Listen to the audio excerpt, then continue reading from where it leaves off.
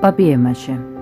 ეს არის ხელოვნება, რომელიც იწყება უბრალო ქაღალდით და წებოვანი მასით. მაგრამ აქ ქაღალდი მხოლოდ მასალა არაა, ეს არის მოთმინება, ნებისყოფა, ფანტაზია და თანდათან ეტაპობრივი შენება. პაპიემაშე ბავშვს აძლევს უნიკალურ გამოცდილებას.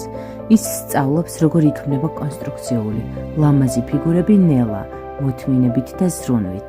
ამ აქტივობის დროს ბავშვს შეუძლია გამოხატოს ბრაზი, დახიოს ქაღალდები და საკუთარი დესტრუქციული იმპულსი გადააქციოს კონსტრუქციულ ნაყოფიერ იმპულსად და შედეგიც დაინახოს. ეს პროცესი, რომელიც არტ თერაპიის ნაწილია, არის საუკეთესო მეთოდი ბრაზის და იმპულსურობის მართვაში.